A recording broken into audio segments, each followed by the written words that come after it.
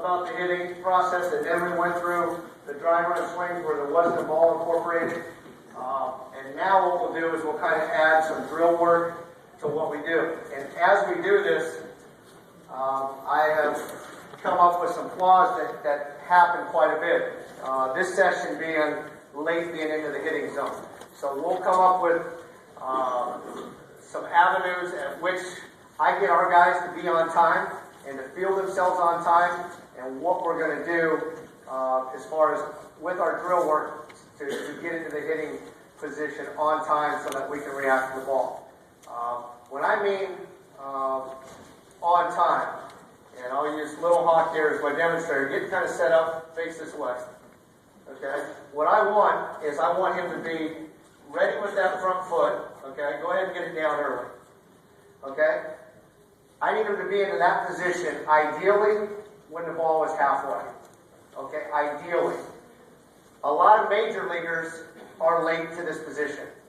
Most hitters are late getting in this position. We need to do a better job as instructors, as teachers, of getting our guys to feel what the proper hitting zone is. What we do a lot is we do a lot of no stride drills. So basically, get set up, Hawk. Go that way. So when I say no stride, he may go up on his front toe just a little bit, but I want him to feel what it's like to be in this position, go into contact. When do we do no stride drills? A-Rod does them all the time on the tee. Jeter does them all the time. Curtis Granderson does it all the time. Cano does it all the time. These are all guys with what?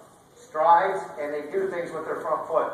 But what I want them to feel is how consistent, and I want them to feel how explosive they can be from being in the hitting position to contact. And then we'll add on from there. The closer I can get them to this position and feel that hitting position to contact, the more we've gained on the process. We do this all the time. When I do flips, get set up, left-handed, okay? Turn this way. And his back will be to you. But if we were doing flips, I can do no stride drills with this.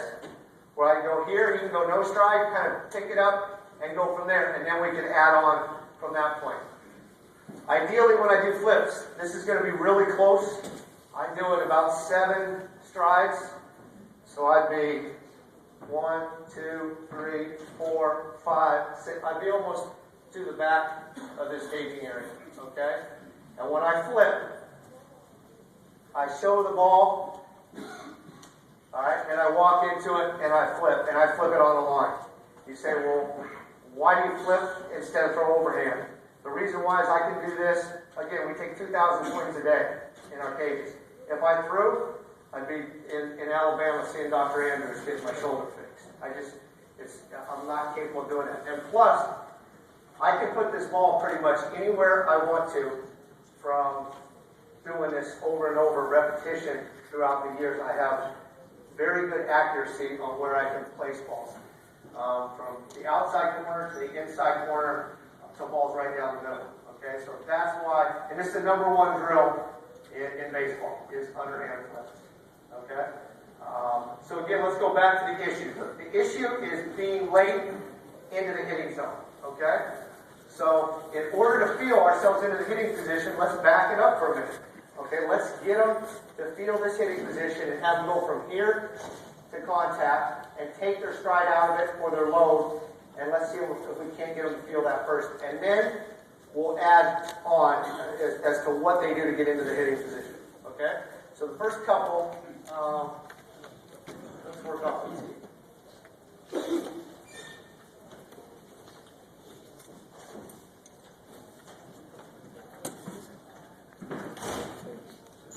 Take some of these things away. Let's work on this ball right down the middle. Okay, so from the hitting position, okay, do me a favor and go to contact there, real small. Okay, that's about right for his contact position. Okay, so we went to the position first and foremost. Now back up. Okay, with no stride, I want you to go there, and I want you to take your swing. Okay. Perfect. Again.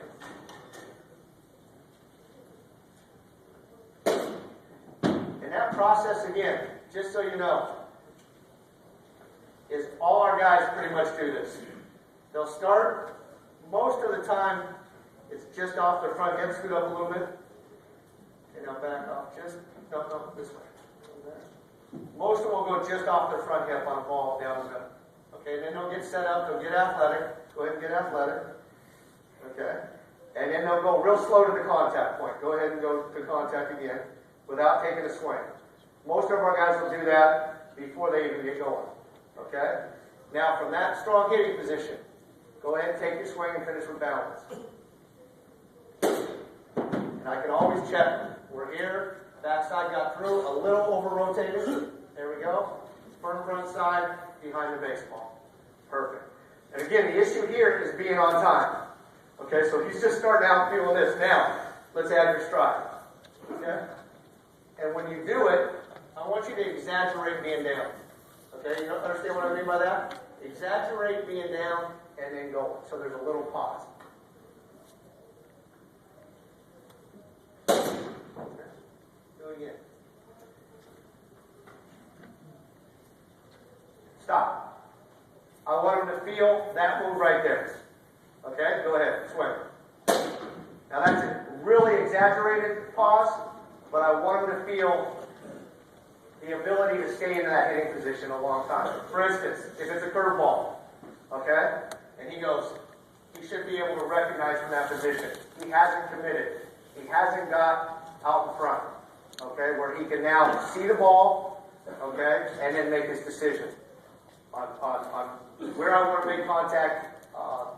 The actual action of the ball, is it cutting? Is it a two-seamer? Is it a curveball? Is it a changeup? I need to feel myself in that good athletic position so that I can what? React to the baseball. Okay? Let's go to that hitting position again, just a little bit early, and then we'll take our swing. So you'll see a slight pause here. Boom, and then go ahead. And now do it a little more fluid. So it's going to be more like this. Almost together.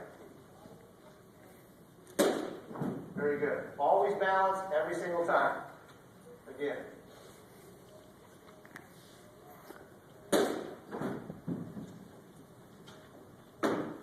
Pretty easy off the tee to do this stuff. Now, we'll get a little more complicated. I'm going to flip now.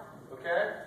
And this is where a lot of timing issues come into play, is when the baseball starts moving and I start flipping.